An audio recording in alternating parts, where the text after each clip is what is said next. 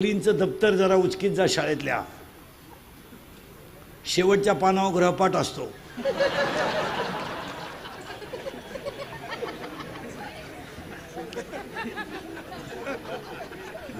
जरा उचकीत जा। मुलींचे मोबाईल मधले बॅलन्स चेक करी जा।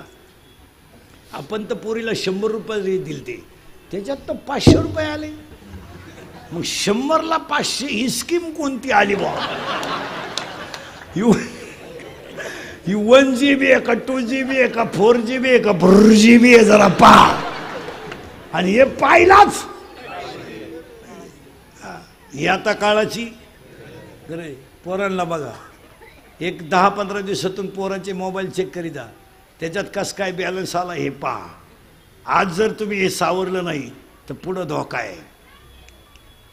आणि दुसरं एक वाक्य सांगतो सगळे मोबाईल वापरणाऱ्यांना, पोरं सोरं पुढारी बिडारी कार्यकर्त्यांनी नाही का आपल्या धर्माबद्दल आपल्या राजाबद्दल आपल्या एखाद्या प्रिय व्यक्तीबद्दल व्हिडिओला जर कधी क्लिप आली तर ती जाग्यावर डिलीट करा, फॉरवर्ड करीत जाऊ नका। याच्यावर तुमचं मत काय मला सांगा। आपण धर्मनिष्ठ माणसं आहोत, आपल्याच धर्माचा अपप्रचार आपल्या कोण नको। एखाद्याने जर क्लिप टाकली तुकाराम महाराजांचा खून झालाय ते वैकुंठाला गेले नाही, ही क्लिप आपल्याला मान्य आहे का? नाही। मग ती डिलीट करायला पाहिजे का फॉरवर्ड? आपल्या अवलादी डिलीटच करती नाही, हाच मोठा धोका आहे। आणि मग हे दंगली समाजातलं अतुष्ट वातावरण जे बिघडतं त्याला हे कारण आहे, डिलीट करून टाकीत जा। संभाजी महाराजांबद्दल कोणी टाकलं डिलीट करा, आणि ज्यानं टाकलं त्याला लय मार्केट देऊ नका, ते याडच आहे। पण त्याचे लगेच पुतळे जाळा। अहो काही माणसं समाजात फक्त फोकसला येण्यासाठीच करतात, काय मध्ये तुम्हाला फक्त प्रसिद्धी। त्याला काय अक्कल आहे का? तुकाराम महाराजांबद्दल बोलणार ना काय गाथा वाचेल का? त्याला काय गाजरं कळत आहे गाथ्यातलं? पण ते स्वतःची लाल करायसाठी मग आपल्या येण्याने लगेच गाव बंद, पुतळा, जाहीर निषेध, काहीच करू नका, त्याला भुकू द्या। ते काही लायकीच आहे का? त्याच्या बायकोन त्याला 3 वेळा हाणले, ते याडच आहे, सोडून द्या ते।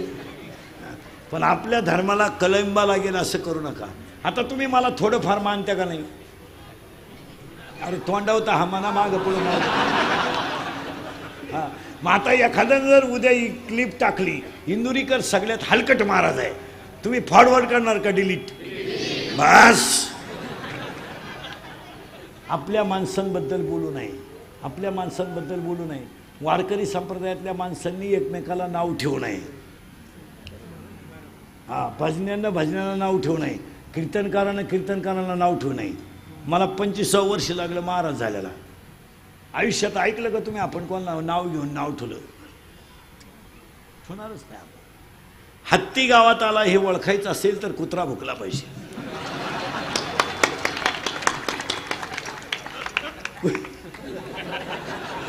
कुत्रा जर भुकला नाही तर हत्तीचा अपमान आहे। हत्ती येऊन कुत्रा भुकाना, कुत्रा असा न्याट लावून भुकला पाहिजे। कुत्र्यानं फक्त हत्तीनं फक्त डुलत चालायचं बस, हत्तीनं वळून नाही पाहायचं, मग कुत्रं जिंकलं। आपल्या धर्माबद्दल आपल्या माणसांबद्दल कधी बोलायचं नाही आणि क्लिपा डिलीट केल्याशिवाय राहायचं नाही। हे बंद केलं पाहिजे। मोबाईलचा वापर शाळेत बंद केला पाहिजे, घरात लिमिटेड ठेवला पाहिजे, आणि महिलांनी याच्या बाबतीत स्ट्रिक्ट राहिले पाहिजे। यांना जे डोळ्यांचे आजार झालेत, यांना जे हृदयांचे आजार झालेत, यांना जे चष्मे लागलेत, याला सर्वस्वी मोबाईल जबाबदार आहे। तुमचं मत काय? तुझ्या का मोबाईल आहे ना?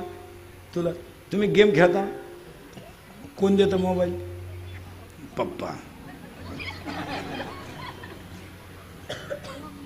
मम्मी।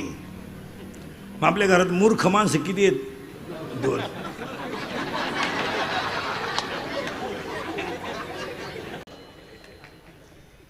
आपण खानदान माणसं, कोणाचे 100 रुपये घ्यायचे नाही, पण मतदान केल्याशिवाय राहायचं नाही।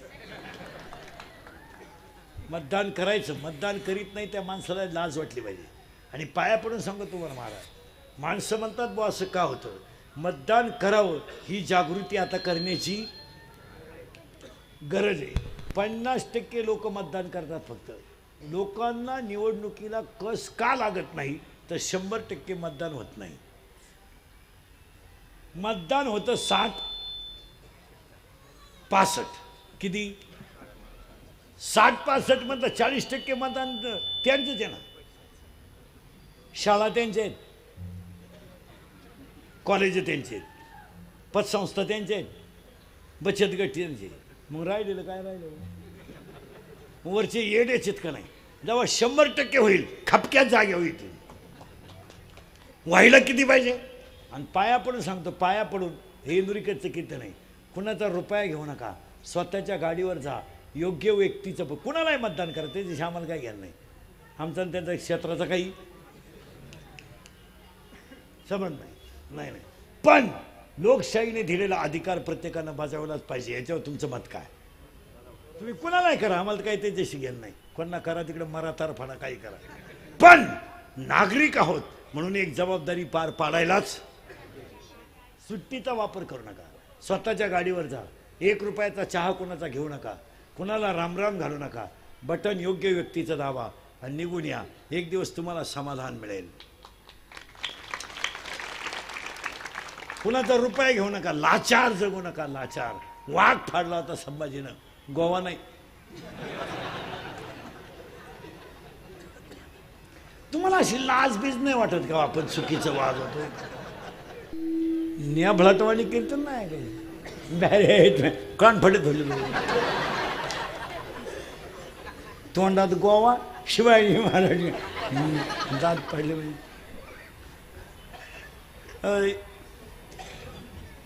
कोणाच्या नादी लागू नका भाऊ. आमच्या टोळीचे मेंबर व्हा आणि फुकाट खा. आणि काळ बदलला, राजकारणातले लोक सुद्धा ध्यानात ठेवा. पुढारी लोक 15 वर्षापूर्वी कार्यकर्त्यांची आपल्या मागे हिंडणारी टोळी आणि आत्ताची टोळी याच्यात जमीन आसमानाचा फरक आहे. 15 वर्षापूर्वी आपल्या मागे लोक हिंडत होते तर निष्ठा म्हणून. आज जर स्वार्थ साधला नाही तर कार्यकर्ते तातरीत फुटतात. काय मत आहे तुमचं? आता एखाद्या नगरसेवकाला जर 8 वाजता फोन आला, बा माझी मुलगी आजारी आहे, तो बिचारा कामाच्या गडबडीत जर म्हणला सकाळी पाहू, तर त्याला फोन करणारा काय म्हणतो माहिती? कोणाशी बोलतो? 6 वर्ष तुझ्या मागे हिंडलो, चुत्या होतो का मी दुसऱ्या पक्षात? आता कार्यकर्त्यांमध्ये निष्ठा राहिली नाही. निष्ठा निष्ठी,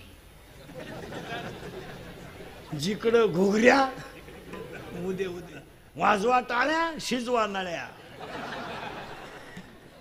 खांड आम्हाला रस्सा तुम्हाला. काही माणसं मेली पण एकाच पक्षात राहिली नाही राहिली. काही माणसांनी पक्षातला पक्ष नाही पाहिला, त्याच्यातला माणूस पाहिला.